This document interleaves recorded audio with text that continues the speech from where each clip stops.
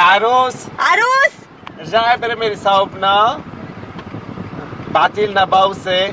شو بتقولي لإلي فارس؟ ايه؟ والميك اب مين؟ مبروك سلام. مبروك.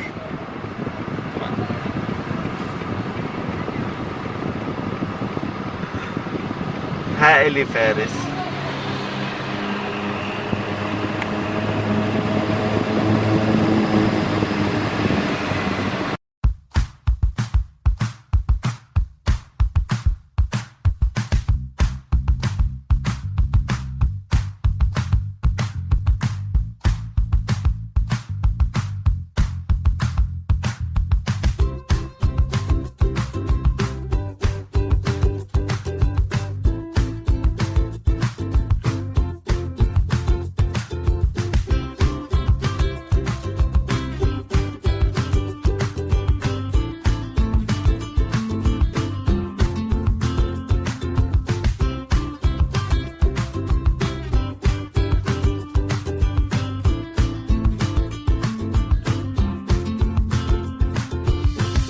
إلي فارس انه صار لك يومين واصل من تركيا، قصة مس اند مستر سمر 2017. خبرنا كيف صار اللقاء بين بعضكم؟ مس ومستر سامر كان من تنظيم هنود برودكشن.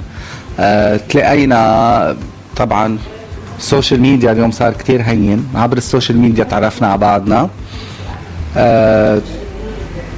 حكينا واتفقنا على الديل، وشفت صور البنات وحبيتهم للبنات.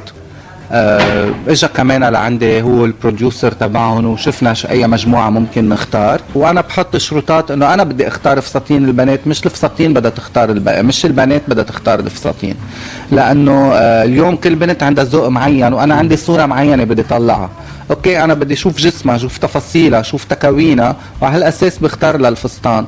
ما بخليها تروح بس، ما بخليها هي تروح بس بستيلها، يعني لانه هي منا جايه زبونه لعندي جاي تاخذ فستان وتفل تلبسه على عرس. وانا كل مره بقول لهم انه انت مشتركه ببروجرام، اليوم انت جاي لعندي انا لبسك مش انت تلبسي. لما بيكون عندك ايفنت ورايحه انت عليه، انت اختاري الفستان يلي انت بدك اياه.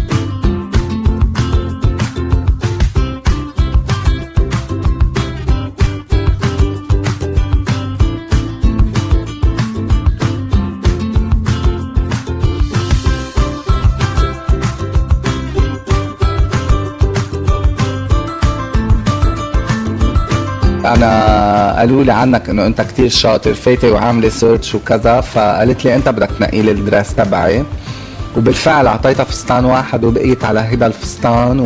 وكان عندها مشكله صغيره بالفستان وانا ما قبلت.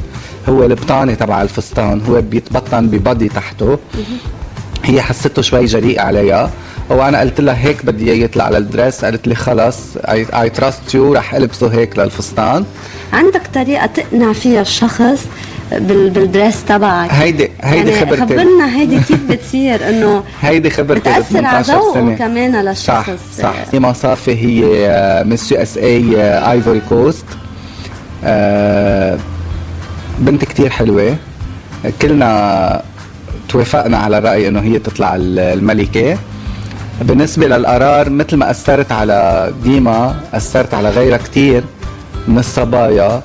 عندي كانوا هن 10 بنات، 8 بنات منهم قاسوا فستان واحد، وبنتين هن الوحيدين يلي عذبوني، لانه بتعرفي هي بترجع لاصل تربيتهم، واصل بتعرفي في ستات نكدين وفي ستات هنايا، يعني لهالسبب.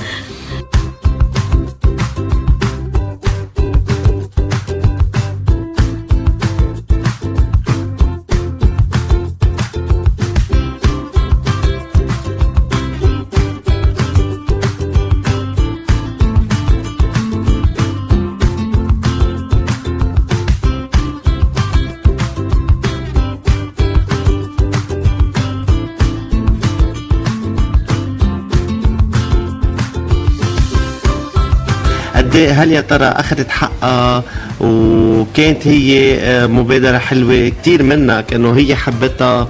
هي حبت الفستان كتير. اول شيء انا عرفت اني رح شوفها لست نجوى نهار الاربعاء الساعة 9:30 بالليل، والايفنت كان الخميس الساعة 5. مزبوط. ما كنت عارف شو بدي اعمل. الكل سمع الخبرية هونيك وانتو كنتوا موجودين وسمعتوا الخبرية، وانا طلعت قلتها على العلن لانه ما في شيء بيتخبى بالنتيجة. سيمو قال لي انه نهار الاربعاء الساعة 9:30 بالليل قاعدين كنا، قال لي بكرة رح نشوف نجوى الساعة 5 عشية، قوم شوف شو بدك تعملها فستان. قلت له سيمو نجوى كرم هيدي منا لعبة. انا الحمد لله يعني ايدي اليمين حدي 24/24 كأني انا موجود ان كنت بلبنان او برات لبنان، واذا في ايفنت بلبنان بيطلع الايفنت انجح من ما انا اكون موجود، لانه انا معروف عني بنق على شغلي. يعني انا حدا بيكي كتير ونيقة كتير، بضل نق نق نق نق تيخلص الايفنت، ما برتاح. بينما لا انا ما بكون بيرتاحوا من نقي، بيشتغلوا احسن. بس انا مثل ما بعرف ومثل ما بسمع او مثل ما بقشع بالاحرى ايدك اليمين نقي اكتر منك. ما هو ما صار ايدي اليمين لو ما كان انكد مني. رح تنعرض بفاشن شو، رح تنعرض بطريقة شوي سبيسيال عبر مواقع التواصل الاجتماعي وعبر مواقعكم كمان. رح نطلق المجموعة تقريبا بشهر 10. رح تكون مفصولة عن بعضها فساتين السهرة وفساتين العرس. ان شاء الله ما بتكون هيدي بس اول زيارة، ان شاء الله بيكون في مقابلات دايمة على طول، مع انه موقعكم تريبل اي دايما بيواكبني بكل الايفنتات وبحب ياخد مني حديث، وهيدا مش اول حديث بتاخدوه. بس بدكم تعرفوا نحن وين، فوتوا على انت وين. اسرارنا بتشوفوها باسرار.